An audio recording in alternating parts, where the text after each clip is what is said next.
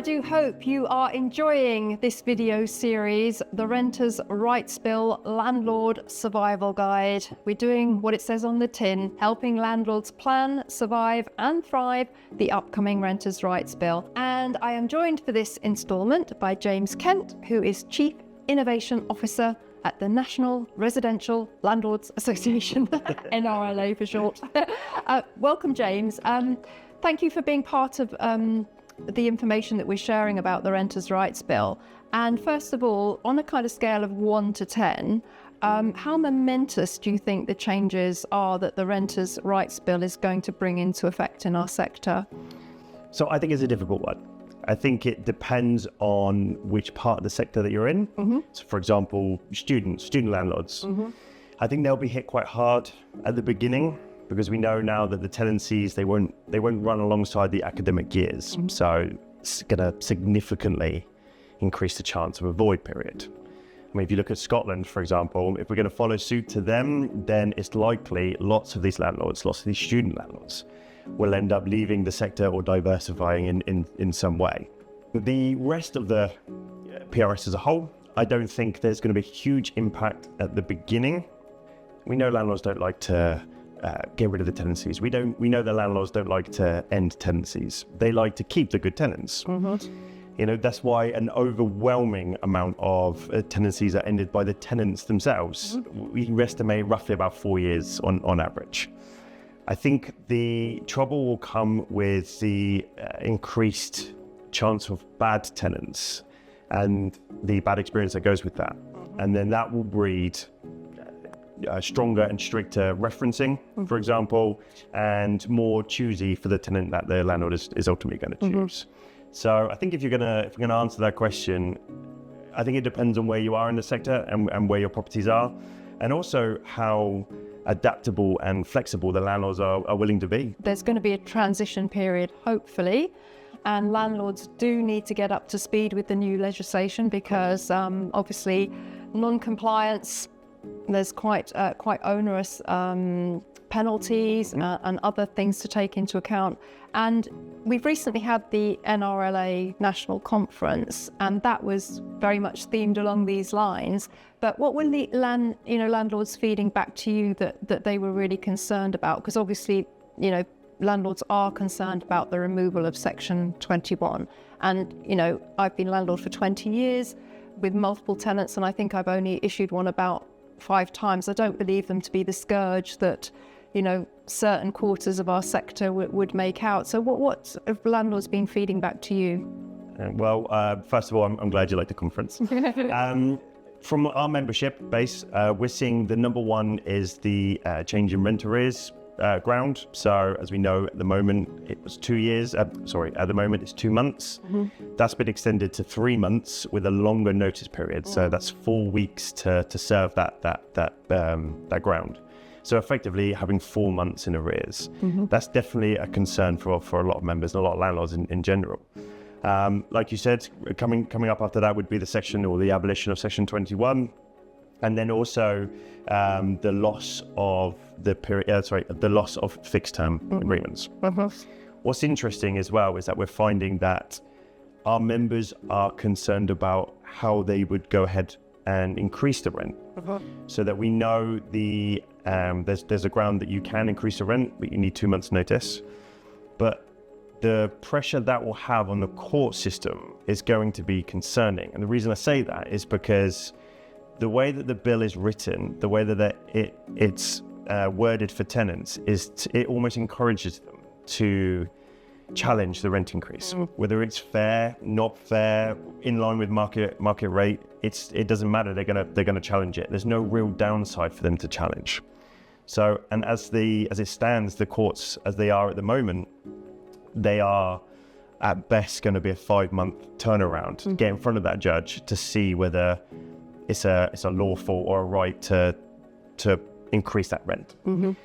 So you're looking at a big period where the tenant can just, I'm going to challenge this, and the landlord is left high and dry. But when it does get to the judge, and the judge does favour in the landlord's favour, it's not retrospective. It won't backdate it. So it will be from the day one. So if it does take 5 months or 6 months or 10 months to get in front of that judge, it will start from then, not from the day that you served the ground. So that's definitely a need of concern. And again, it just stems down to that court reform, but also that stricter referencing that, and it's ultimately going to harm the tenants that may be on that borderline of affordability, and the landlord's just going to go with the safe option because of the risk. No, I agree. So, how can landlords start planning for the Renters' Rights Bill? Now, I know one thing they can do is that the NRLA have now a special course by the Training Academy to get up to speed with all the new legislation. So education is one way to start planning, isn't it? Absolutely, yeah. So the NRLA's Rentals Rights Bill has been sold out since it started. We have an early bird offer. I think that may be passed now. And it will be everything that you need to know about the renters' rights. Ignorance may be bliss, but it does cause problems after that. And knowledge is power. You need to educate yourself.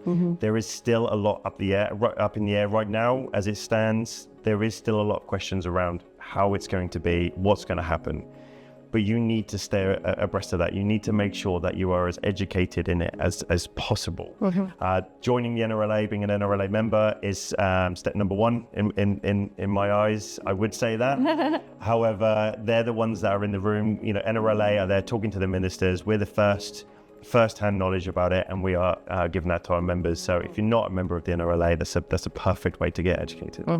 Indeed. And also obviously watching our videos, downloading our guide, which accompanies this video series, looking at sites like Property Tribes, where landlords are discussing it, and working out how they're going to plan for it, because everybody will have an individual approach. And I think a lot of it will be reviewing your properties, starting to think about the admin tasks involved if you're self-managing.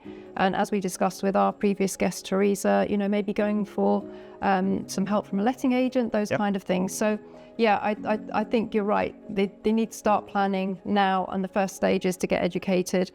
Now, this will be a topic close to your heart. I think, there's digital tools out there.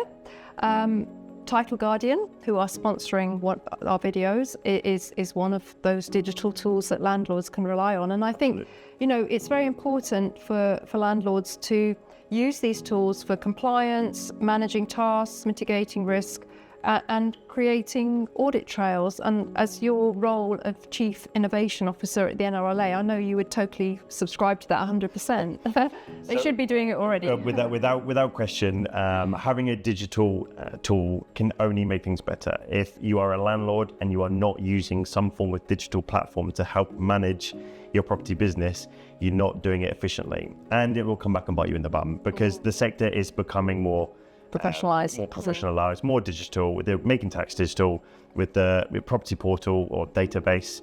You're going to be forced down that route anyway, so you might as well get on board now to make sure that you're comfortable of when it comes into play. And do you have any thoughts on Title Guardian itself?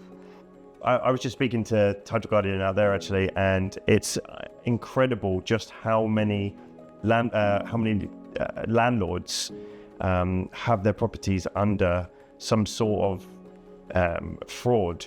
I think they had in 1 month 33% of landlords that went through their platform had some form of fraud against their rental property. So Title Guardian seems to me like an absolute no-brainer. Indeed, and it's one of those tools that landlords should reach for. And maybe with property management software and the other tools out there to help them, it's going to really help mitigate risk as these digital tools do. Now, I'm a big fan of inventories and short-term property inspections. I think these are also really going to come to the fore now. I've always thought they're absolutely vital, but I think with the decent home standards and so on, landlords are going to have to know what is going on at their property, as the Title Guardian tool does assist with. But they want to know if there's repairs, maintenance, damp, mold. These kind of procedures, I think, are just going to become must-do things. Don't you agree? 100%. So inventories, midterm inspections should already be part of your landlording job. They should see. They without a doubt, they should be there. They are there to mitigate conflict or complaints, maintenance issues. So having that paper trail and that audit is invaluable when you need it. So, and when the Renters' Rights Bill comes in, it's going to be even more so important. So again, along with the along with the digital tools, the inventory should be up there with compliance and an absolute must. Because it's all audit trails. So if it comes down to, the landlord versus the tenant, the judge is going to want to see the audit trails. Yeah, with the new grounds that are coming in, you're going to need stronger evidence if you want to get repossession. So you need it there in black and white, on your favour, and an inventory or a midterm would do that. Definitely. Oh, that's fantastic. Thank you.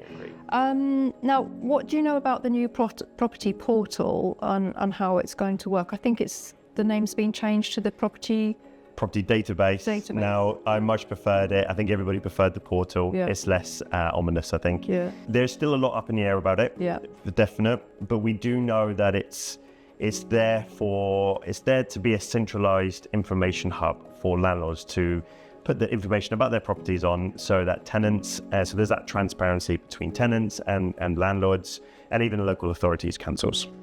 We do know that it's likely that some of the enforcement bodies would be able to get onto there and have a look and be able to see if you are compliant or if your property is not on there. If you are not compliant or not on there, then they will or could have grounds to enter the property to speak to you or speak to the tenant. I'm a big fan of I'm a fan of it, the portal. I think though that it needs to be stricter on who can access it and what information is on there. So for example, I sold a HMO 6-7 years ago. I'm still getting letters. Can I purchase it? Can I do the rent to rent for it? It was gone the day. So that cannot be a commercialized list. And I think I'm right in saying that if the landlords are not members of the portal, as I call it, but it's now called the database, they won't be able to serve notice. So this is another compliance issue that a landlord out there that isn't up to speed with the legislation is going to have a problem with if they're not compliant. So like I said, it's still a little bit up in the air. There's still so much questions. If it does come out and if it is there ready for the landlords, there will be it's a no obligation, an obligated, you have to, no negotiable, you need your details on there, otherwise you can get in trouble. Yeah. We touched on it a little bit about the repairs and maintenance, because I think the Renters' Rights Bill is much more about landlords being more responsive. And we don't know the exact time frames, but landlords will be required to act within certain time frames for what are, acute repairs and maintenance, like a broken boiler, heating gone down or whatever, a water leak, those kind of acute situations, landlords will have to respond more proactively, won't they? That's the general consensus of it, for sure. At the moment, we would say that most landlords do attend to these urgent, boiler breakdowns, no heating, no hot water, at a timely manner. So I can't see too much different being on there. Timeframes is going to be a difficult one. I know there are some laws in the social sector that we are fairly new, and we still don't have timeframes on there. However, the Minister has recognised that there are going to be different timeframes for social and private rented. So again, it still needs to be clarified. Yeah. However, that is going to be there for sure. Definitely. And this is another instance where software would come in, where you could have landlord to tenant communication about maintenance issues and so on. But tenants don't always report things like damp and leaks. So this goes back to what we were saying about midterm property inspections, inventories, etc. Now we're winding this up now, James, and I guess my final couple of questions are there any positives in the Renters' Rights Bill for landlords? I think the positives come down to the property portal or database. And also giving 2 months, tenant has to give 2 months. So the tenants now need to give 2 months, so that's a definite pro. But then when it comes to the property portal as well, I think it's a good way for responsible landlords to show that they have a decent standard of homes. Alongside that would be the the selective licensing. So Andy Burnham was at our conference this year, and he even recognised that selective licensing alongside the portal database will be looked at. So it could mean that there is no selective licensing, and if you look at Wales, since the National Register in Wales, the selective licensing is all but disappeared. So it's looking likely that if the database is there, selective licensing should be looked at. Okay. So as we close this out, what landlord survival tips do you have to help landlords get through the Renters' Rights Bill? So my survival tips would be stay educated. Yep. Prioritise maintenance and compliance. Use technology. And have a good relationship with your tenant. You need to make sure you have a communication, open communication link with them to make sure you build that rapport. I so agree with you on the last one. I think communication is so important, and having an open communication with a tenant, it can, solve a lot of problems in an amicable fashion. Don't let things escalate. Keep that line of communication open with the tenant. I think is extremely good advice. Thank you so much. No, my pleasure. Well, it's been lovely to have James joining us here on the video series. And I just want to remind you that we do have a downloadable ebook, also titled The Renters' Rights Bill Landlord Survival Guide. And all the hints and tips that we've been getting from the videos will also be included in that guide, which you can download from the link below this video. And James, I think it's worth pointing out it's not all set in stone. And the good thing about our ebook is that we can update it as everything starts to, become much more set in stone. So do keep checking out the ebook, and I'll see you on another instalment of our Renters' Rights Bill Landlord Survival Guide. But for now, thank you to James. Thank you.